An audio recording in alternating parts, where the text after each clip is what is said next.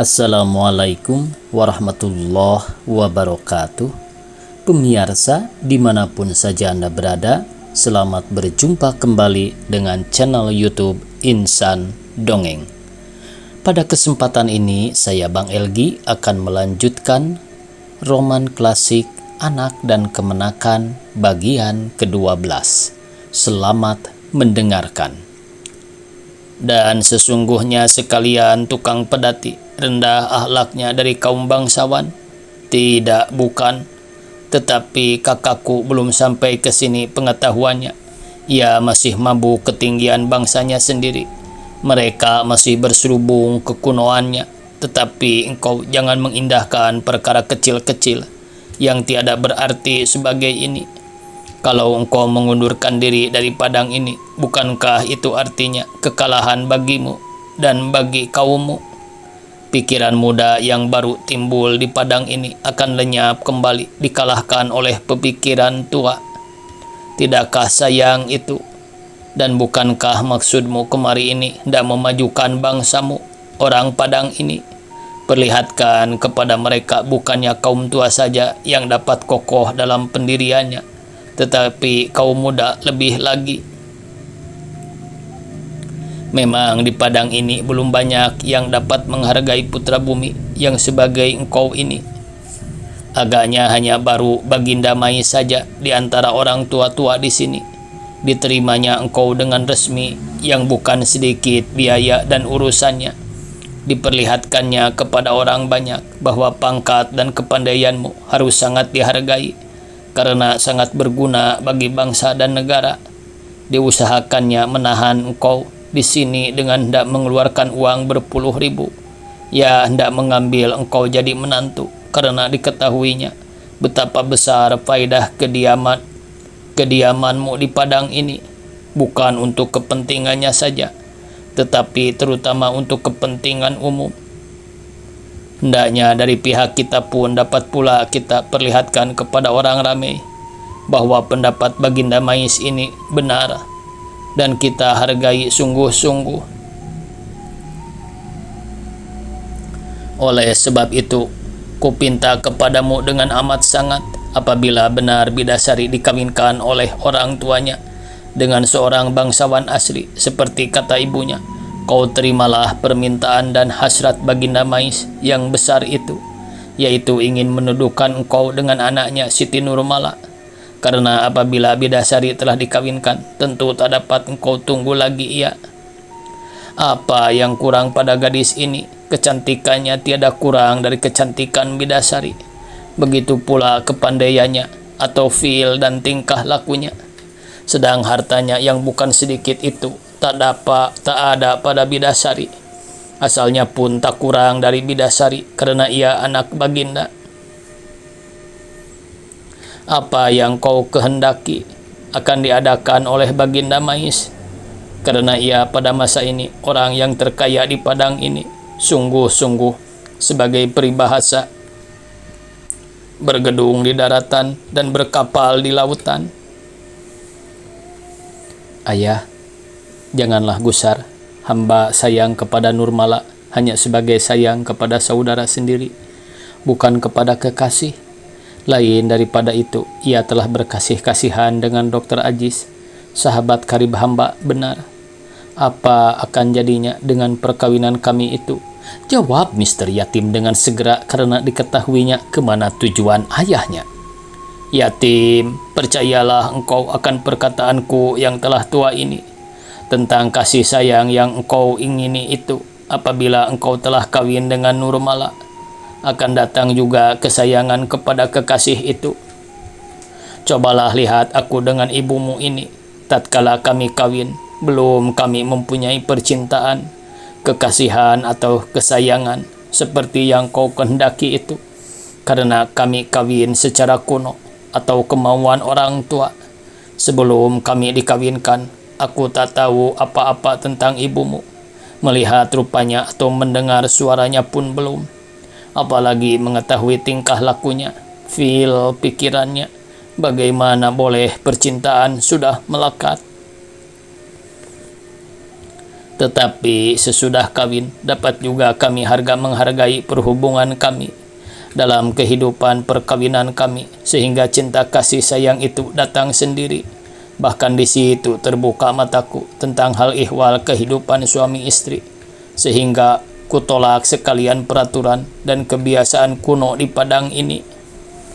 Tak dapat kuuraikan dan kunyatakan kepadamu apa dan berapa penderitaan dan perasaan kami yang telah kami tanggung karena penolakan itu. Sungguh hanya karena nasib yang baik saja kami sampai sekarang masih hidup dengan selamatnya. Jika tiada, telah lama kami lenyap dari dunia ini.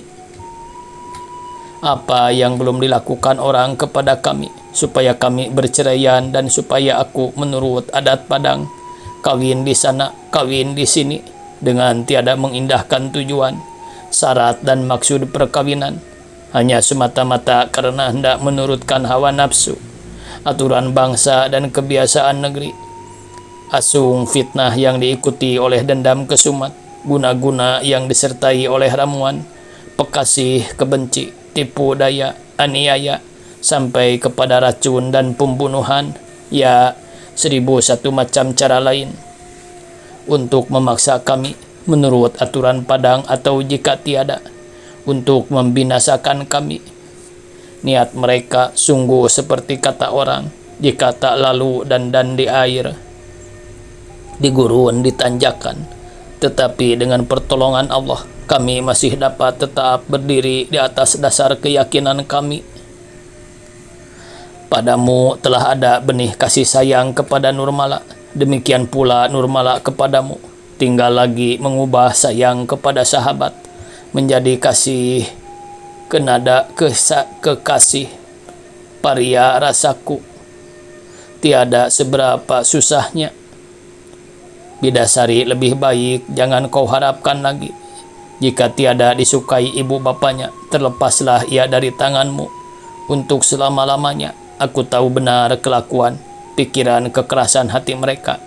Perjuangan kami yang telah berpuluh-puluh tahun namanya tentang hal ini, dan telah berhasil baik bagi pihak kita, karena mereka telah membiarkan kemauan kita.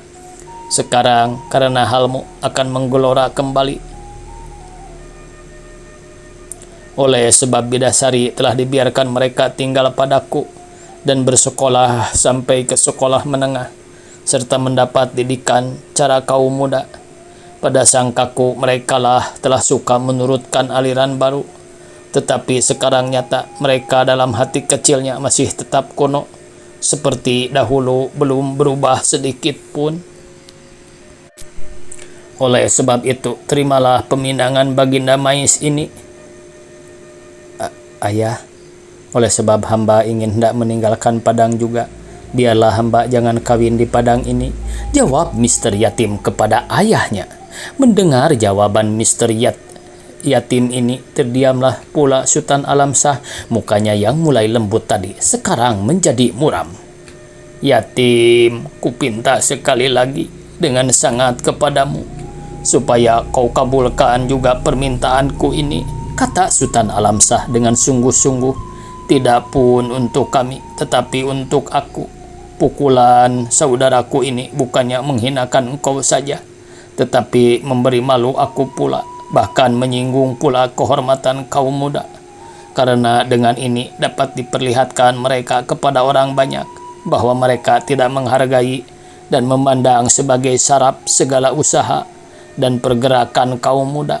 Karena engkau adalah hasil usaha kaum muda, mereka berasa beroleh kemenangan jika dapat mengalang-alangi segala cita-cita kaum muda. Oleh sebab itu, kuharap kau kawini juga Siti Nurmala, supaya jangan sampai disiarkan mereka bahwa anakku karena bukan turunan bangsawan, walaupun pangkatnya tinggi, tetapi tak seorang perempuan pun yang suka dikawininya, sangat memberi malu kepadaku. Jika engkau berasa berutang budi sedikit kepadaku, kabulkanlah permintaanku yang satu-satunya ini, untuk menghapus arang telah dicorengkan orang di mukaku. Walaupun sehari engkau kawini Nurmala, tak apa, Sudah itu kau ceraikan pula dan kau tinggalkanlah kota Padang ini. Apa boleh buat? Asal dapat kau perlihatkan kepada orang Padang ini, apabila bangsawan tiada menghargai anakku, hartawan masih ada yang memuliakannya. Jika tiada kau turut keinginan hatiku yang akhir ini, niscaya kubawalah penyesalannya ke dalam kuburku, kata Sultan Alamsah dengan suara yang garang bercampur sedih. Permintaan ayahnya yang keras ini menambah kesulitan Mr. Yatim. Tadi yang dipikirkannya hanyalah kehinaan yang menimpa dirinya dan kehilangan Bidasari. Tetapi sekarang ditambah pula dengan keharusan mengawini perempuan yang tiada dicintainya dan tunangan sahabat karibnya. Kesusahannya ini nyata berbayang pada air mukanya yang bertambah keruh dan sedih, sehingga ia menundukkan kepalanya beberapa lamanya. Siti Mariamah iba hatinya melihat anaknya ini sesudah jatuh ditimpa tangga pula, karena ia tahu tabiat suaminya. Jika telah diambilnya suatu keputusan, tiadalah dapat lagi ia dipalingkan dari keputusan itu. Oleh sebab itu dipikirkannya lah suatu jalan tengah yang dapat memberi kesempatan kepada anaknya untuk memikirkan hal ini dengan tenangnya. Hamba harap supaya dalam pada itu kita usahakan juga menyelidiki asal-usul yatim yang sebenarnya, karena hamba pun dari dahulu tiada sekali-kali percaya yatim anak kandung tukang pedati Malimba Tuah. Kita cari ia kembali, kita bujuk atau kita ancam supaya ia berkata benar. Sementara itu kita suruh pula orang yang boleh dipercayai mencari keterangan di mana didapat yatim oleh Malimba Tuah ini. Walaupun dahulu tiada berani kita melakukan penyelidikan ini, karena kita takut rahasia yatim, bukan anak kita, akan terbuka. Tetapi sekarang bahaya itu tak ada lagi, karena pada pikiran hamba, orang tua Bidasari tentu akan membukakan juga rahasia ini.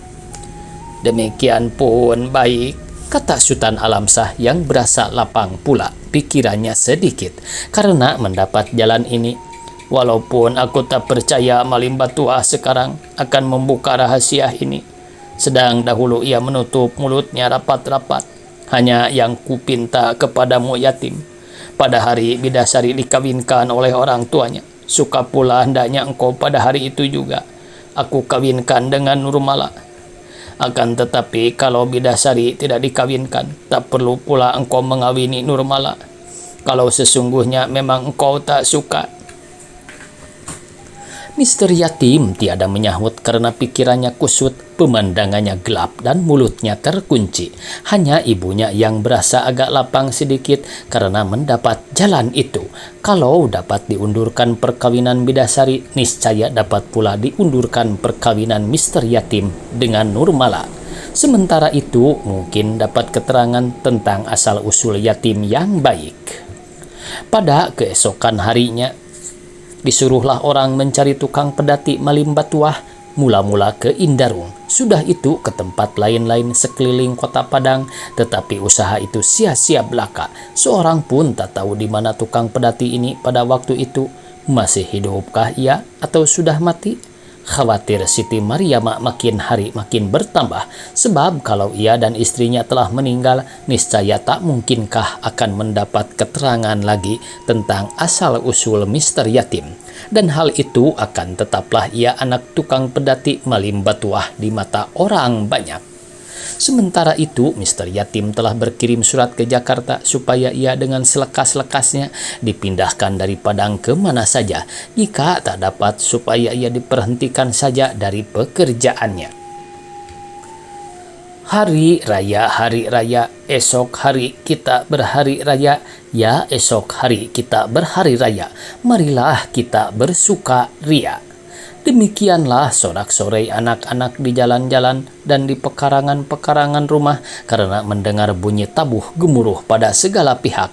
Tabuh yang ditunggu-tunggu mereka sejak pagi hari, tanda bulan Ramadan telah berakhir dan pada keesokan harinya akan datanglah 1 Syawal dengan segala upacara Idul Fitrinya yang akan membawa beberapa kesukaan dan keriangan kepada mereka.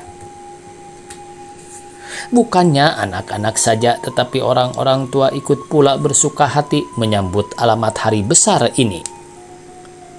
Karena bagi mereka pun 1 Syawal berarti kelepasan dari kewajiban puasa yang 30 hari dalam bulan Ramadan, satu daripada kelima rukun Islam yang harus dilakukan oleh sekalian kaum muslimin. Oleh sebab orang Padang dapat dikatakan taat memeluk agama Islam, rukun ini sangat dipentingkan di sana. Sungguh pun bagi setengah orang lebih yang kurang berada, Idul Fitri acap kali membawa kewajiban yang tak ringan, yang acap kali disertai oleh kenang-kenangan yang sedih karena teringat kepada mereka yang telah tak ada lagi, yang walaupun telah lenyap dari mata, tetapi di hari ini timbul kembali dengan terangnya di dalam kalbu. Sejak dari awal sampai akhir puasa, bermacam-macam syarat yang telah dilakukan yang berhubungan dengan puasa bulan Ramadan. Di dalam bulan Sya'ban telah harus diadakan tahlil untuk keselamatan sekalian arwah yang telah meninggal dunia di rumah atau di kuburan mereka yang hendak mendoakan, sambil membersihkan dan memperbaiki kuburan ini. Kemudian mandi berlimau dan makan-makan pada hari penghabisan bulan ini yang acap kali dilakukan juga di luar rumah. Mandi-mandi di sungai sambil makan-makan di tepian atau di gunung yang maksudnya supaya suci jasmani dan rohani. Dalam menjalankan kewajiban puasa ini dan makan-makan untuk memuaskan nafsu makan, supaya dapat menjalankan kewajiban ini dengan selamatnya dan jangan terlalu digoda oleh kelaparan. Sudah itu dalam bulan Ramadan berpuasa siang hari dan bertarawih malam hari. Kemudian berzakat dan berfitrah, suatu pula dari rukun Islam yang kelima tadi, dan akhirnya pada 1 Syawal bersyukur kepada Allah dalam salat Id yang diadakan di masjid dan langgar atau di luar rumah karena telah dapat menjalankan kewajiban puasa dengan selamatnya. Lalu jelang menjelang, lebih-lebih yang tua, halal bil halal, bermaaf-maafan atas sekalian dosa kesalahan yang telah terperbuat, lahir dan batin yang boleh memberatkan dunia akhirat, dan menjelang kuburan kaum keluarga yang telah meninggal dunia. Oleh sebab itulah Idul Fitri bagi orang dewasa di Padang kebanyakan hanyalah suatu kewajiban menjalankan syarat-syarat yang berhubungan dengan puasa, tetapi bukan kesukaan yang meriah, bahkan acap kali perayaan yang disertai ratap tangis yang sedih pilu, karena teringat kepada yang telah hilang atau yang jauh di rantau orang. Hanya bagi anak-anaklah ia hari yang sangat menggembirakan karena ia membawa bermacam-macam kesukaan, pakaian yang bagus-bagus, makanan dan minuman yang sedap nyaman, dan uang yang banyak untuk bersiar-siar dengan bendi, kereta api, perahu, dan kendaraan yang lain-lain. Sedang bagi penjudi, ia berarti kesukaan penjudian yang bebas yang membawa kemenangan atau kekalahan, dan kadang-kadang diakhiri dengan keributan, tetapi selalu menimbulkan perasaan harap-harap cemas. Bunyi tabuh hari raya tadi menggerakkan semangat untuk menyambut hari yang besar ini. Anak-anak lari ke sana kemari karena kegirangan. Ada yang membeli mercon, lilin, dan kembang api untuk dipasang malam hari raya. Ada yang mengambil pakaian ke tukang menjahit atau kedobi untuk dipakai esok hari. Sedang orang dewasa ribut menyediakan makanan dan minuman dan mengatur perkakas rumah tangga untuk menerima jamu pada keesokan harinya yang akan datang berhalal bihalal. Orang alim membersihkan masjid dan langgar untuk sembahyang Id 1 Syawal. Penjudi menyediakan ayam sabungan dengan tajinya, tikar dadu dengan dadunya, pinang lenong dengan piringnya, gundu ambung dengan uangnya, dan lain-lainnya. Masing-masing bergerak mengerjakan keperluan sendiri-sendiri untuk merayakan Idul Fitri. Tabu hari raya memang menggeletarkan suasana yang tenang dan sentosa selama bulan puasa, menjadi suasana tergesa-gesa. Di pasar kampung Jawa yang sejak mulai puasa memang telah ramai orang berjual makanan dan minuman untuk pembukaan puasa. pakaian untuk dipakai hari raya, serta petasan dan kembang api untuk dipasang malam 27 sampai takbiran. Pada petang itu bertambah-tambah ramai mendengar bunyi tabuh hari raya ini karena sekalian orang hendak membeli yang belum ada atau mencukupkan yang masih kurang untuk hari raya. Waktunya habis pemirsa, dicukupkan sekian. Semoga esok kita bisa berjumpa kembali. Billahi taufiq wal hidayah. Wassalamualaikum warahmatullahi wabarakatuh.